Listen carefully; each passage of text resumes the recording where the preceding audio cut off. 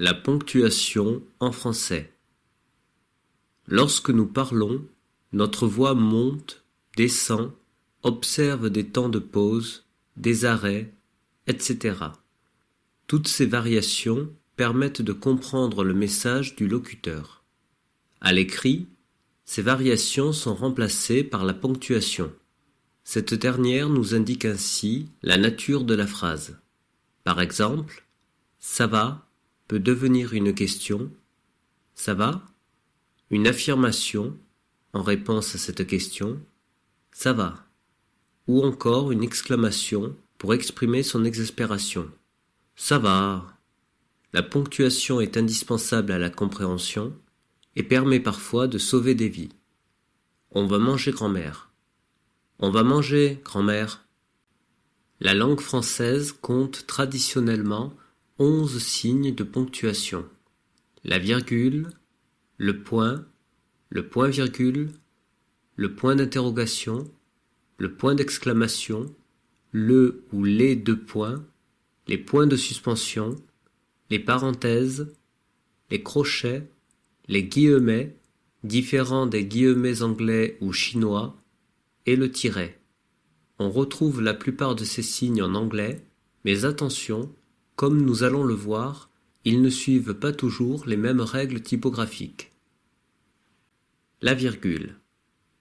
La virgule s'accompagne d'une intonation montante et indique une pause à l'intérieur de la phrase, moins marquée que celle indiquée par le point qui, lui, termine la phrase. Jacques a mis son chapeau, a enfilé son manteau de pluie et s'en est allé au Prévert. Léo voulait voir des chimpanzés, mais son pépé n'était pas là. Elle sépare des éléments semblables, de même fonction ou de même registre. Nino a acheté des cornichons, de la moutarde, du pain et du beurre. Règle typographique, la virgule est placée tout de suite après le mot et elle est suivie d'un espace. Le point. Le point indique la fin d'une phrase. Il s'accompagne d'une intonation descendante et d'une pause nettement marquée. Louise cherche Michel. Il est également utilisé après un numéro de chapitre. Grand 1, la virgule. Grand 2, le point. Ou à la fin d'une abréviation. M. pour monsieur, ID. pour idem. Règle typographique. Comme la virgule, le point est placé tout de suite après le mot et il est suivi d'un espace si le texte se poursuit. Le point-virgule. La valeur de pause du point-virgule se situe entre celle de la virgule et celle du point, mais à la différence du point, la voix ne baisse pas complètement entre les deux propositions. Il sépare généralement deux propositions indépendantes, mais qui ont une relation logique. On sentait la fin du printemps, les cerisiers commençaient à fleurir. La planète se réchauffe, la banquise rétrécit d'année en année. Règle typographique, à la différence de la virgule et du point, le point-virgule est précédé et suivi d'un espace. Le point d'interrogation. Le point d'interrogation se place à la fin d'une question. L'intonation est généralement montante, surtout si l'interrogation peut être confondue avec une affirmation. Ça va ? Ça va. Règle typographique. Attention, tout comme le point-virgule, le point d'interrogation français est précédé et suivi d'un espace, à la différence du point d'interrogation anglais qui, lui, n'est pas précédé d'un espace. Le point d'exclamation. Le point d'exclamation, comme son nom l'indique, se place à la fin d'une phrase exclamative. Ordre, surprise, souhait, etc. Ou après une interjection. Sors d'ici tout de suite. Oh là là.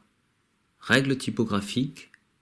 Attention, à l'instar du point-virgule et du point d'interrogation, le point d'exclamation français est précédé et suivi d'un espace, à la différence du point d'exclamation anglais qui, lui, n'est pas précédé d'un espace. Le ou les deux points. Les deux points annoncent une énumération. Elle voulait tout voir, la Tour Eiffel, le Louvre, le Sacré-Cœur. Une citation. Georges Brassens a écrit « La musique qui marche au pas, cela ne me regarde pas ». Ou parfois une explication, une justification. « Je n'aime pas ce film, il est trop violent ». Règle typographique. Attention, encore une fois, à l'instar du point-virgule, du point d'interrogation et du point d'exclamation, les deux points français sont précédés et suivis d'un espace, à la différence des deux points anglais qui, eux, ne sont pas précédés d'un espace. Les points de suspension. Les points de suspension marquent, comme leur nom l'indique, une suspension, une interruption dans la phrase. Il peut s'agir d'une hésitation, je pense que je devrais faire quelque chose, ou bien d'une phrase commencée puis abandonnée, je crois que, je suis certain que c'est la bonne solution, ou encore d'une énumération écourtée. En France, vous pourrez goûter des religieuses, des jésuites, des chinois, des suisses. Dans ce dernier cas, on pourra les remplacer par etc. En France, vous pourrez goûter des religieuses, des jésuites, des chinois, des suisses, etc. Règle typographique. Les points de suspension sont placés tout de suite après le mot et sont suivis d'un espace si le texte se poursuit. Les parenthèses. Les parenthèses servent à isoler un mot, un groupe de mots à l'intérieur d'une phrase. Il n'est pas venu en cours, ce n'est d'ailleurs pas la première fois, et n'a pas justifié son absence. Elles permettent également de signaler des variantes de genre et de nombre. Les étudiants ou étudiantes sont conviés à la journée porte ouverte. Règle typographique. Les parenthèses sont précédées et suivies d'un espace, sauf lorsqu'elles précèdent elles-mêmes une virgule ou un point. Dans ce cas, ces derniers sont placés juste après la parenthèse fermante. Nous sommes partis en bateau, nous l'avions loué le matin même, mais nous sommes rentrés à la nage. Les crochets.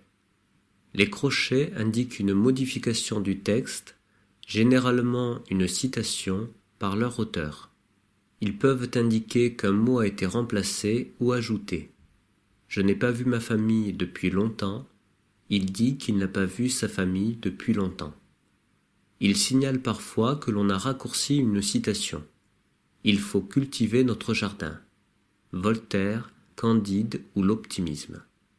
Enfin, ils peuvent aussi servir de parenthèse, imbriqués dans d'autres parenthèses. Métamec, une des œuvres maîtresses de Léo Ferré, 1916-1993, est un long poème de 320 vers. Règle typographique. Les crochets sont précédés et suivis d'un espace, sauf lorsqu'ils précèdent eux-mêmes une virgule, un point ou des parenthèses. Dans ce cas, ces derniers sont placés juste après le crochet fermant. Les guillemets. Les guillemets servent principalement à encadrer une citation. Traite les autres comme tu aimerais être traité par eux dans des circonstances analogues, se retrouvent partout où il y a société. Kropotkin, La morale anarchiste. On les utilise également pour mettre en évidence un titre d'article, une expression étrangère, un mot familier. Pour paraître plus cool, le professeur demande qu'on le tutoie. Enfin, précédés de 2 points, ils encadrent un discours direct. Elle s'est tournée vers moi et m'a demandé « Vous avez l'heure ?» Règle typographique. Attention, alors que les guillemets anglais nécessitent un espace uniquement avant le guillemet ouvrant et après le guillemet fermant, les guillemets français nécessitent également un espace après le guillemet ouvrant et avant le guillemet fermant. En outre, lorsqu'ils précèdent une virgule ou un point, il n'y a pas d'espace après le guillemet fermant. Le tiret. Dans un dialogue, le tiret annonce un nouvel interlocuteur. « Voulez-vous jouer avec moi ce soir ?»« Oui, bien sûr. » Il peut également remplacer des parenthèses. Cette personne, qu'importe son nom, n'a rien à faire ici. Mais dans ce cas-là, le second tiret n'est pas indispensable devant un point ou un point-virgule. La brume matinale s'était levée et l'on pouvait voir la terre, la Corse. Règle typographique, le tiret est précédé et suivi d'un espace. À présent, je vous propose 10 exercices pour vous entraîner. Les réponses se trouvent à la fin de la vidéo. Exercice 1. Cochez la bonne réponse.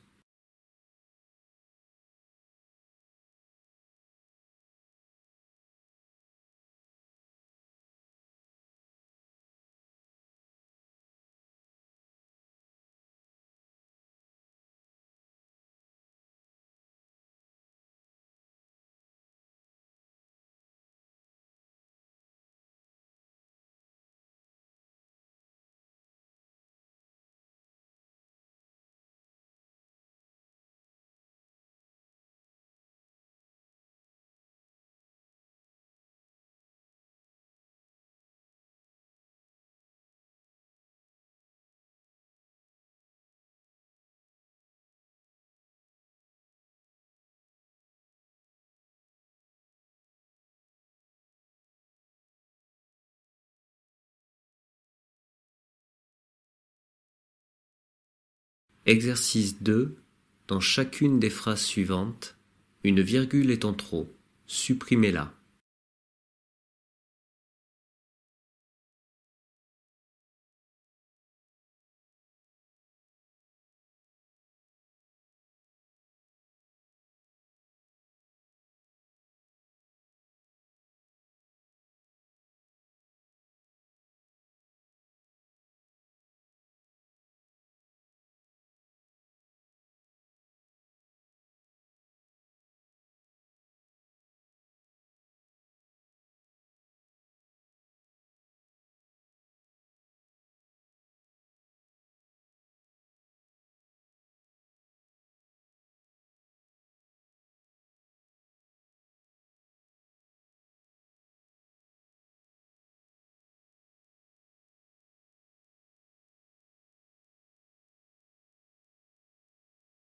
Exercice 3.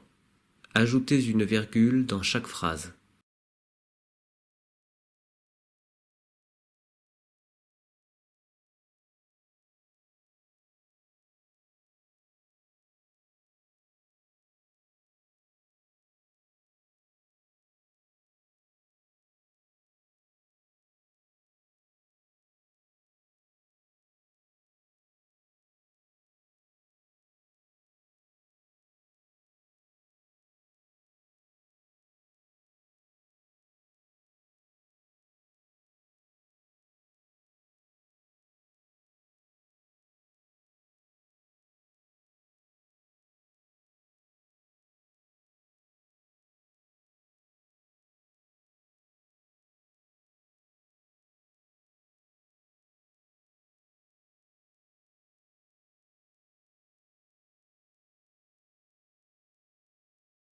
Exercice 4.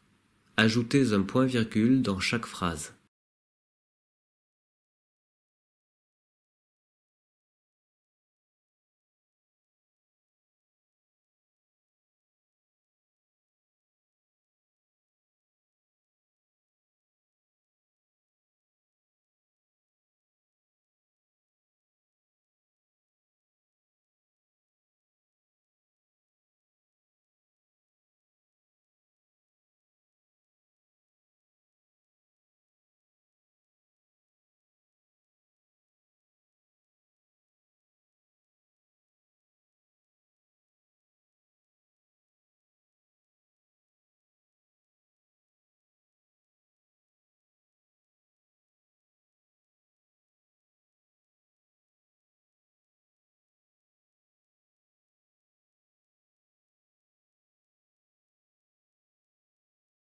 Exercice 5. Ajoutez un point ou un point d'interrogation à la fin de la phrase.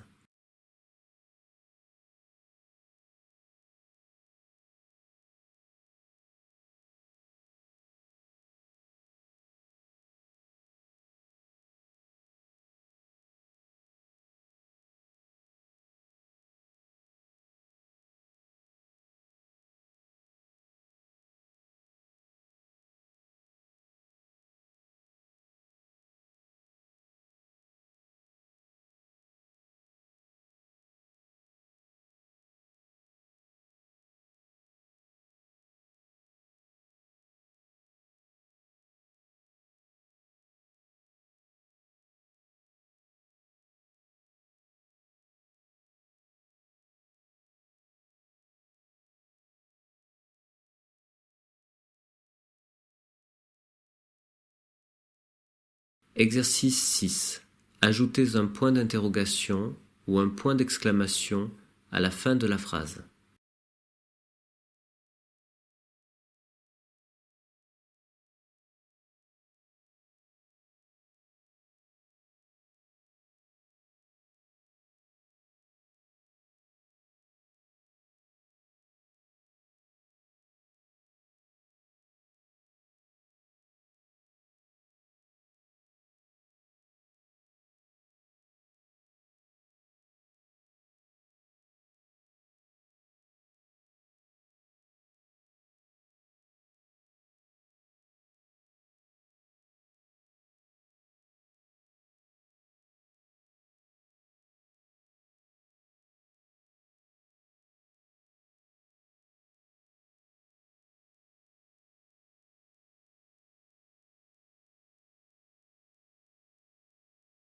Exercice 7.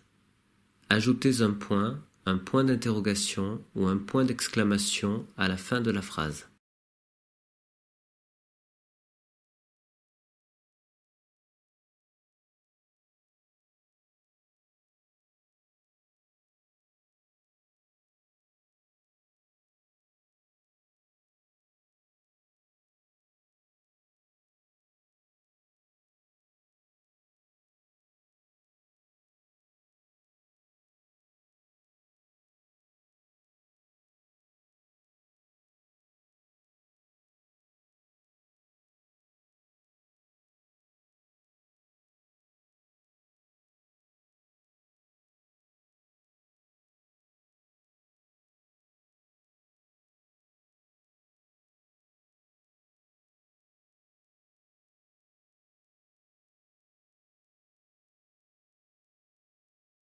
Exercice 8.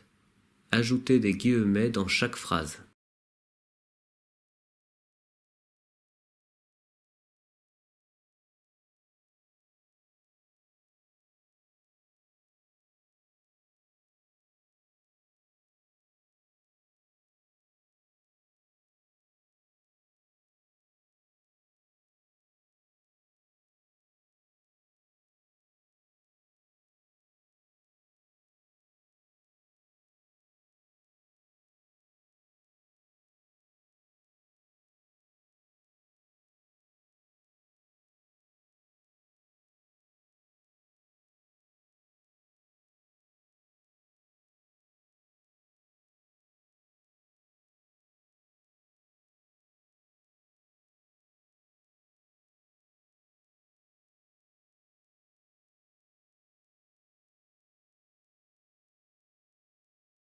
Exercice 9.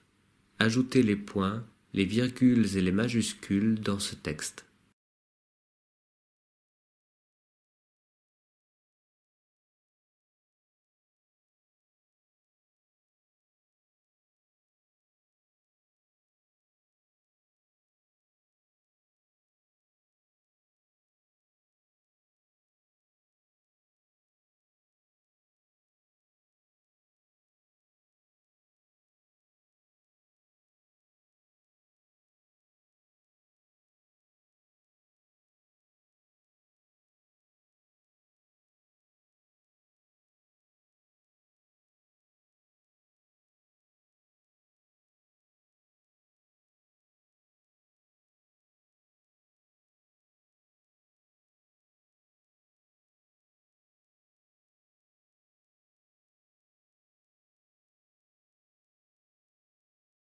Exercice 10. Écoutez le texte et ajoutez la ponctuation. Ouvrez votre cahier et prenez votre stylo. Aujourd'hui, nous allons parler de Voltaire. Quelqu'un connaît Voltaire? Non? C'est le philosophe qui a écrit « Il faut cultiver notre jardin ». Évidemment, il s'agit là d'une parabole. L'écrivain veut nous faire réfléchir à nos actions, il désire nous sensibiliser à la nécessité de créer son propre bonheur et de l'entretenir. Il n'est pas question ici de devenir un ascétès, cela dit, l'ascèse demeure nécessaire au perfectionnement moral, mais de travailler constamment à être heureux et à rendre heureux notre entourage notre réseau social, si je puis m'exprimer ainsi. Entre parenthèses, je rappelle que la recherche du bonheur n'est pas une activité égocentrique et qu'elle ne doit pas être confondue avec la recherche du plaisir. Bref, soyez les acteurs de votre bonheur et renouvelez-le sans cesse. Correction.